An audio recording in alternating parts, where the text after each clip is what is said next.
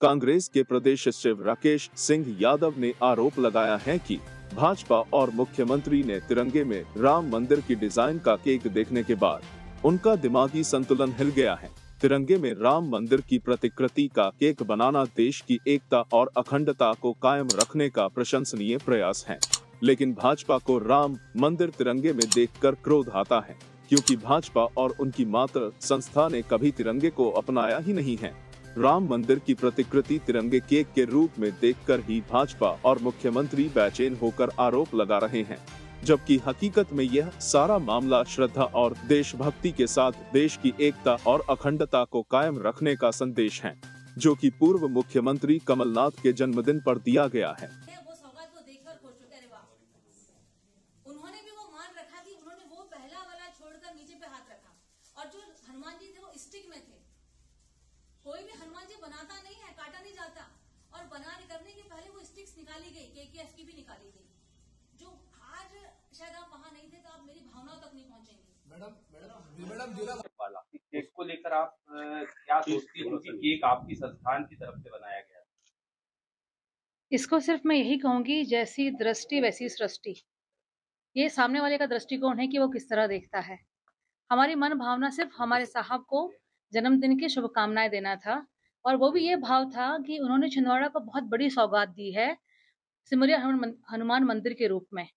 तो वो हम याद रखें, हर दुनिया देखे, और वो सिर्फ एक भाव थे, और उस पर धार्मिक राजनीति हो जाएगी, इस बात का हमें बहुत खेद है। ये मतलब मानते हैं आप कि उसमें हनुमान जी की फोटो लगाना गलती है? आकृति और हनुमान जी का जो चित्र था उसको लेके गलती मानते हैं आपकी, सही था या गलत था क्या? इस बात को अगर मैं देखूं अलग तरीके से, तो हमने जो हनुमान जी का लगाया है वो स्टिकर में है। वो वहां पर कोई हनुमान जी बने हुए नहीं थे, और केक काटने के पहले स्टिकर को केक काटने के समय, और साहब ने स्पेशली साहब ने दूसरे नंबर के केक को काटा है। अगर हमारे इस तरफ से अगर कैमरा होता तो हम सच दिखा पाते।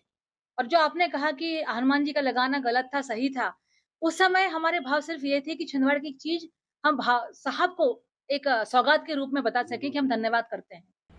पूर्व मुख्यमंत्री कमलनाथ जी द्वारा छिंदवाड़ा में एक केक काटने पर बवाल मचाने वाले मुख्यमंत्री और गृह मंत्री अपने इंटेलिजेंसी से यह तो पता कर लेते बोलने के पहले कि जो केक काटा गया है उसमें हनुमान जी की जो प्रतिमा के रूप में एक भक्ति भाव एनजीओ ने दर्शाया है, वो एक स्टिक के रूप में, वो केक का हिस्सा नहीं है।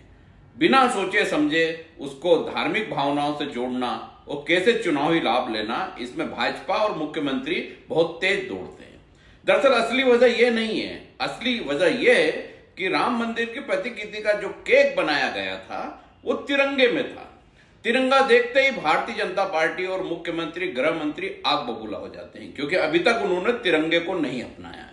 जब उन्होंने देखा कि एक मंदिर की प्रतिकृति का केक तिरंगे में है तो उसको राम मंदिर से जोड़ा।